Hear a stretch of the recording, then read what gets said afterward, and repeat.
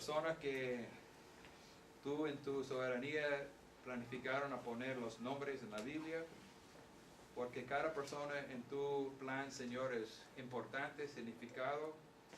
Y gracias, Señor, por este capítulo de la Biblia, donde podemos ver cómo se pueden trabajar juntos un equipo, cómo pueden juntar sus fuerzas para levantar una gran obra.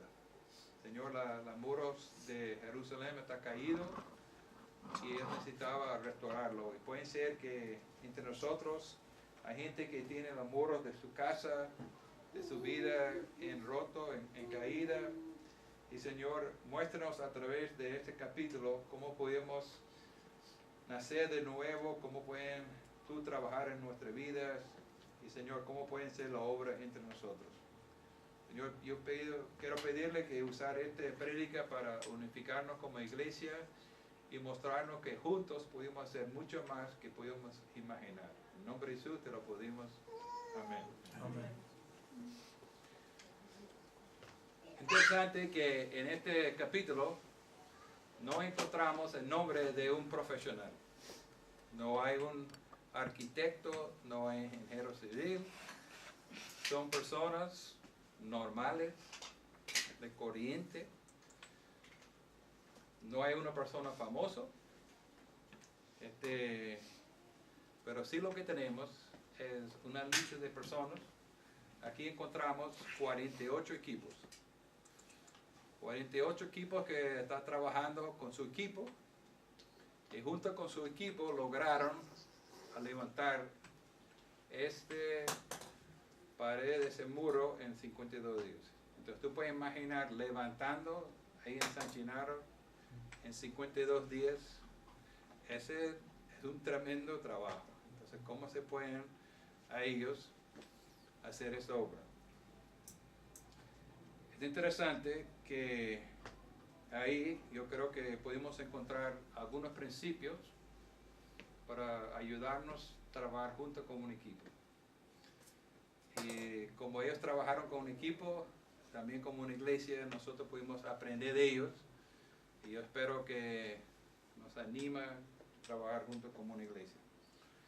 Entonces, el primer principio que quiero señalar en este capítulo encontramos en el versículo 1. Entonces dice aquí en el versículo 1 que el sumo sacerdote Eliasib con sus hermanos los sacerdotes edificaron la puerta de las ovejas. Ellos arreglaron y levantaron las puertas hasta el torre de Anaías. En otra versión dice que ellos consagraron a tu obra al Señor. Entonces la primera cosa que debemos hacer cuando hacemos algo para la voluntad de Dios, para la gloria del Señor, podemos decir primeramente, Señor, esta obra es tuya. Queremos entregarlo a ti para que tú recibas la gloria y la honra. No estamos ahí para poner nosotros famosos, hacer un nombre para nosotros, sino queremos que tú seas glorificado, que este pared alrededor de Jerusalén sea un testimonio a Dios grande y a nosotros como individuos. Entonces ellos consagraron el trabajo al Señor. Y Romanos 12:1 dice así que así os ruego, hermanos, que presentéis vuestros cuerpos en sacrificio agradable a Dios, que es vuestro culto racional. Entonces, nosotros como iglesia tenemos que ofrecer nuestros cuerpos como sacrificio para unir la gloria del Señor. Entonces aquí, primera cosa que encontramos que ellos comenzaron diciendo que esa obra es para la gloria del Señor. Es algo santo, agradable a Él. La segunda cosa que ellos tenían una estrategia enfocado en la área que correspondía a ellos. Entonces aquí encontramos, por ejemplo, el versículo 10, que dice, cada quien trabajaba en la zona frente de su casa. Entonces pueden ver en muchos lugares qué equipo tocaba trabajar en tu casa, frente a tu casa. Y yo creo que la área más importante que debemos trabajar como iglesia es que cada familia tiene que trabajar primero en tu casa. Tiene que edificar la área alrededor de su casa, porque esa es su prioridad delante de Dios. Entonces ellos vieron la importancia de tener protección alrededor de su casa. Y nosotros como padres, como hombres en cabeza de la familia, a nosotros nos corresponde de revisar cómo está la condición de nuestra casa. Hay que hacer una evaluación y tenemos que hacer, bueno, es importante que mi iglesia, mi casa está bien cuidado, bien protegido. Entonces, yo creo que otro principio que vemos aquí, que tenemos que trabajar en nuestra área. Y podemos trabajar con lo que tenemos, los dones que... Aquí vemos que no había especialidades. Ellos usaron lo que estaba en sus manos para edificar lo que estaba alrededor de ellos. Y hoy quiero compartir un recurso que yo creo que algo importante para edificar nuestras casas, y una de las prioridades que tenemos. Realmente no estamos haciendo construcción, pero vea, una cosa importante es para levantar los muros alrededor de su casa, tienen que estar orando por su casa.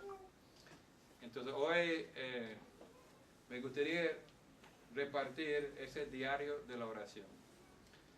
Entonces yo creo que si queremos levantar los muros alrededor de nuestra casa, primeramente tenemos que pedir la ayuda del Señor. Entonces quiero explicar un poquito de este libro. Entonces en la primera hoja es bueno pensar, hay diferentes áreas que se pueden notar, familiares, compañeros de trabajo, la iglesia. Entonces aquí son algunos versículos que pueden orar por su familia, por sus amigos. Y tengo algunas páginas para su motivo de oración diario. Y otras páginas son para cada día en la semana. Entonces lo que me gustaría es, como una iglesia, somos como 25 miembros, podemos orar, dividir la iglesia en varias partes, podemos orar por 3 personas diario, y en el transcurso de una semana podemos orar por todos los hermanos en la iglesia. Y podemos orar uno por otro, y vamos a ver aquí en este capítulo cómo trabajaron juntos. La obra aquí no es fácil y tenemos que orar uno por otro para que Dios nos ayude a levantar a nuestra casa, la protección alrededor de la casa. Y también tengo a veces queremos orar por amigos que algunos son muy lejanos, pero no sé si ha pasado con ustedes o vosotros, que a veces yo encuentro a una hermana y digo, bueno, voy a estar orando por ti. Y olvidamos de orar por ellos. Entonces, en esta hoja del mes, me gustaría que ponemos nombres de personas que realmente no vemos con mucha frecuencia, pero por lo menos podemos hacer que tú estás en mi oración. No estoy orando diario, semanalmente, pero cada mes yo estoy orando por ti en mis oraciones. Entonces, yo creo que uno de los primeros pasos que debemos tomar en la reconstrucción de la casa es la oración. Entonces, al final del culto, vamos a repartir eso y espero como el librito de versículos va a ser otra ayuda para ayudarnos a orar uno por otro. Ok, punto 3, lo que encontramos en este capítulo es que dice, al lado de él fue fulano. Al lado de él, otra persona. Y podemos ver que ellos estaban, vamos a decir, enlazados un brazo al otro. Entonces trabajaron todos juntos y no dejaron un hueco donde no había gente trabajando. Entonces es interesante que encontramos en la primera parte que los sacerdotes fueron los primeros de echar mano de la obra. Yo creo que es importante que los ministros también hacemos nuestra parte. Porque uno dice, bueno, esa obra es para los otros, ¿no? Yo soy pastor, no debo hacer eso. Pero es interesante que los propios sacerdotes tomaron su responsabilidad y dijeron un ejemplo. Entonces, bueno, es importante que nosotros como líderes espirituales mostrarnos que también nosotros podemos trabajar. Entonces, ellos no eran tan altos, pero sí también hicieron su trabajo. Y aquí encontramos, en este capítulo, versículo 8 y 32, que había gente plateros que trabajaba con plata y oro, dejaron su trabajo para también echar mano. Había gente que hacía perfume y ellos dejaron su trabajo de hacer perfume también para trabajar en la construcción, comerciantes. Entonces aquí tenemos pobres, ricos, toda clase de personas trabajaron juntos, no importa su nivel, su ganancia, está trabajando. Y se pueden ver que había también voluntarios de otras comunidades. Había 8 comunidades que estaban fuera de Jerusalén que acercaron para ayudar en la obra. Vladimir, me gustaría que mantenga ahí arriba el muro. No vamos a usarlo todavía, pero una cosa que quiero llamar la atención en esta lista, en versículo 11 de capítulo 3, está un hombre que se llama Malaquías. Y fue que ese hombre, en el libro de Esdras, capítulo 10, 31, fue disciplinado por haber casado con una mujer de otro raíz. Pero encontramos en capítulo 10 de Esdras que él se arrepintió y cambió. Y lo que me llama la atención es que en este capítulo está nombrado como uno de los líderes. Entonces, este nos muestra que Dios nos puede perdonar, no importa de nuestro trasfondo, que en la obra del Señor Dios puede usar, Dios puede restaurar personas que han caído en el pasado. Pero veo que este muestra el amor de Dios, diciendo, bueno, todo está invitado para trabajar. No importa tu trasfondo, si había problemas en el pasado, vente y levantó a ese hombre y hasta su nombre está escrito como uno de los jefes de equipos. En capítulo, versículo 11, Malaquías. Entonces, vemos aquí que había comunidades afuera que vi la importancia de echar a mano a la construcción de Jerusalén. Y nosotros damos gracias a Dios que viene otra iglesia, viene de Estados Unidos, pueden ser de Venezuela o otros lugares, gente para ayudarnos. Y es una bendición cuando vemos que no solamente nuestra iglesia, pero otra iglesia nos apoya en la obra. Entonces, el 4 principio que veo aquí es que cuando estamos haciendo la obra del Señor, siempre vamos a tener oposición.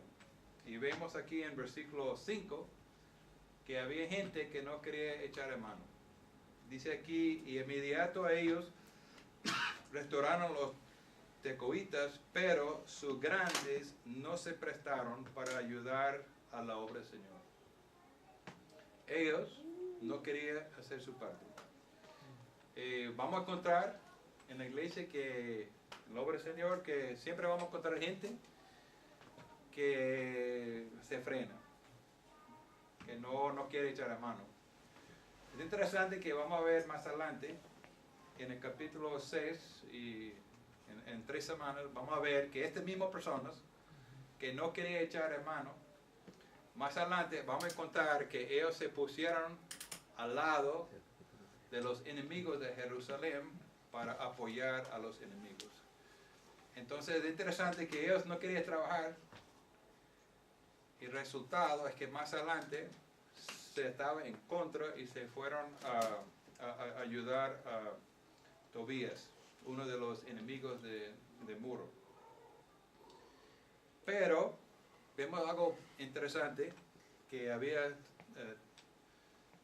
gente de los tecoitas que no quería trabajar, pero había gente de ese grupo, vemos en versículo 27, que dice, después de ellos restauraron los tocaitas otros tramos, enfrente de gran torre de sobresalía hasta el muro de Ofel.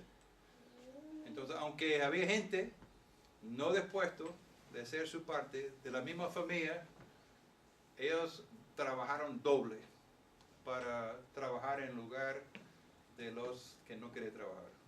Entonces, gracias a Dios por la persona que está dispuesta de ir el segundo kilometraje de acero un poquito más para ayudar donde estamos débiles.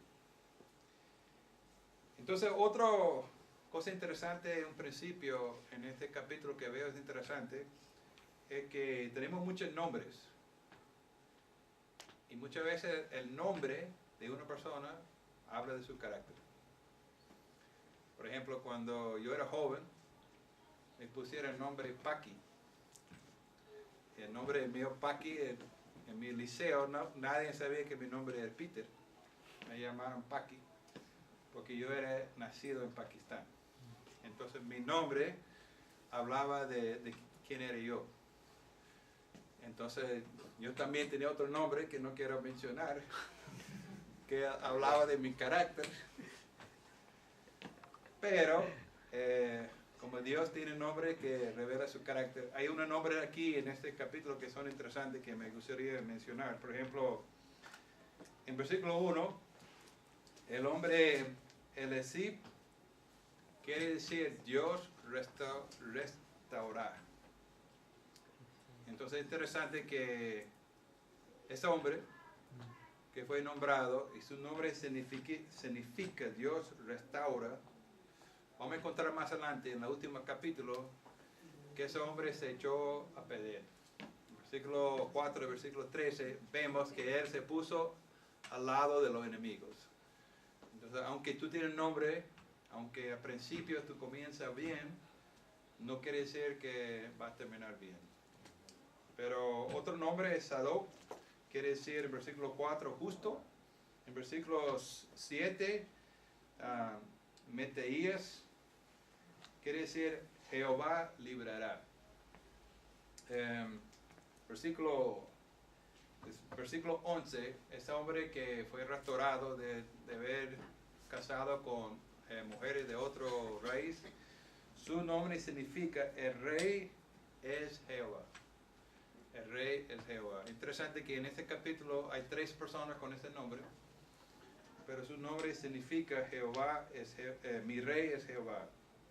En versículo 17, Reum, tu nombre significa compasión. Benjamín, hombre de mi mano derecha.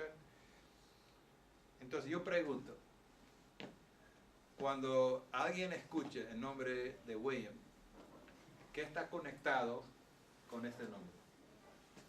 Cuando escucha el nombre de Carelis, ¿qué llega a tu mente cuando escuchas ese nombre?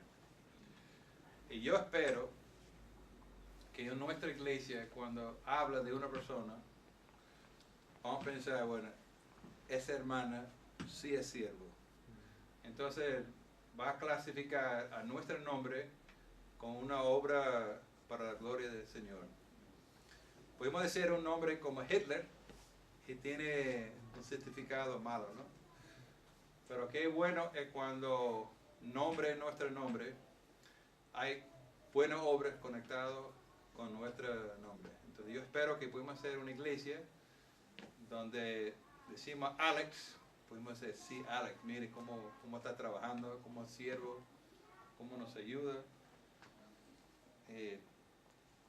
Entonces, últimamente, yo creo que es importante que vamos a ver ese diagrama del muro de Jerusalén, y quiero enfocar en las puertas. Es interesante que este capítulo está dividido en 7 partes y está enfocado a 7 puertas. Aunque hay otras puertas, pero la primera puerta está arriba y se llama la puerta de las ovejas. Entonces aquí, en esta puerta entraban las ovejas para el templo, para hacer el sacrificio. Entonces todos los animales que entraban al templo para ser sacrificados, entraron por esta puerta. Yo voy a imaginar Jesús entrando por esta puerta. Juan 1:21 dice que mire, el Cordero de Dios que quita el pecado del mundo. Entonces Jesucristo era el Cordero de Dios que entró por la puerta de ovejas. Entonces es interesante que Nehemías comience con esa puerta porque es a través del Cordero de Dios que podemos tener una esperanza. Entonces el Cordero de Dios, Jesucristo, que nos quita nuestros pecados, ese es el lugar donde tenemos que comenzar, con el Cordero, con el cruz del Calvario, con el sacrificio hecho por Jesucristo. Entonces, aquí está mencionado después el torre de Hanael, está en la esquina de Jerusalén del Norte, y la parte izquierda de esta ciudad era más plano, donde venía la mayoría de los enemigos. Era plano, era muy fácil para hacer una entrada, pero esta puerta, esta torre tiene nombre, Dios tiene favor. Llamamos a esa torre, Dios tiene favor. Entonces ellos puso ese nombre porque ellos confiaban que el Señor iba a ser su cuidador, que va a estar vigilando. Entonces es importante que la segunda puerta, que se llama la puerta de pecados, y decía que del mar Mediterráneo venía la gente con sus pescados para vender. Los hombres de Tiro en las ciudades de costa llegaban a esa puerta y era un mercado afuera. Y un versículo que dijo Jesús en Marcos 1:17, venid en pos de mí y yo haré pescadores de hombres. Entonces el siguiente puerta se llama la puerta vieja. Y esta puerta tenía un símbolo de la verdad. Entonces la verdad nunca cambia. Aunque es una puerta vieja, la verdad es el mismo desde el pasado, de hoy y para siempre. Dice que Jesús es el mismo, de ayer, de hoy y para siempre. Entonces esta puerta simbolizaba que la verdad de Dios nunca cambia. El siguiente puerta que restauraron fueron las puertas de la valle. Entonces, esa puerta representaba la humildad. Es interesante que ahí es donde Nehemías comenzó su salida alrededor de la ciudad. Pero dice que esa puerta significaba la humildad. El siguiente puerta se llama la puerta de Muladar. Y ahí es donde bajaron toda la basura de la comunidad. Entonces todos los desechos, todos los servicios, se bajaron por aquí y esa es la única puerta que usaban para desechar la mala de la ciudad. Entonces nosotros, como una casa fuerte, necesitamos una manera de quitar lo que nos sirve en nuestra casa. Necesitamos una puerta de salida para llevar lo que nos está haciendo daño. No sé cómo huele su casa. Puede ser que hay cosas en su casa que tienen que ser tratadas, que no son muy agradables, que tienen que ser atendidos. Y la manera que nosotros podemos atender las cosas no agradables en nuestra vida es de confesar. Primero de Juan 1:9 dice, si confesamos nuestros pecados, Él es fiel y justo de perdonar a algunos. El limpiarnos de la mitad, no dice eso. Si confesamos nuestro pecado, Él es fiel y justo de perdonarnos y limpiarnos de todo maldad. Entonces, la manera que nosotros podemos limpiar nuestra casa, nuestra iglesia, es si confesamos nuestros pecados. Y así que la siguiente puerta significa la puerta de la fuente. Y esta puerta es donde había agua de beber. Y la agua de beber en la Biblia es simbólico de imagen del Espíritu Santo. Y podemos ver en Juan 4:14 que dice, mas el que bebe las aguas que yo le daré, no tendré sed jamás, sino el agua que yo le daré será de una fuente de agua que salta para vida eterna. Entonces esa es una puerta que simbolizaron la fuerza del Espíritu Santo dado por Dios. Y es un proceso, tenemos que ser humildes, primeramente, tenemos que confesar nuestros pecados, tenemos que tener limpieza, y cuando hay limpieza en el hogar, entonces podemos ser llenos del Espíritu Santo. Entonces ese es el símbolo de la puerta de la fuente. El siguiente es interesante, que dice la puerta de las aguas del oriente. ¿Se ve aquí? La agua del oriente. Esta puerta no estaba tumbada. De todas las paredes en Jerusalén, es algo que no se cayó. No se faltaba restaurar esto porque ya estaba arreglado. Y esta puerta, es la puerta que lleva la imagen de la palabra de Dios. En Juan 15, versículo 3, habla que para santificarla, habiendo purificado con el lavamiento de la agua por la palabra. Y en Efesios capítulo 6, 25, nosotros como esposos está animado de lavar nuestras mujeres con la palabra de Dios.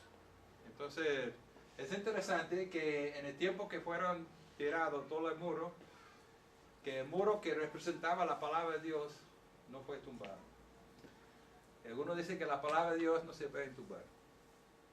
Es interesante que esa parte se mantuvo todo el tiempo, mientras que el pueblo estaba en cautiverio.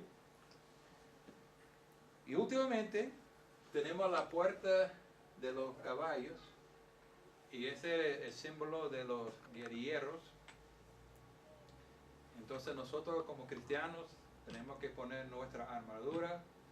Hay momentos de prepararnos, hay momentos de purificarnos, ser llenos del Espíritu Santo, pero también hay momentos en que tenemos que poner nuestro escudo y salir para la obra de la iglesia, a ser soldados de Jesucristo, a ir en campaña donde el Señor nos lleva.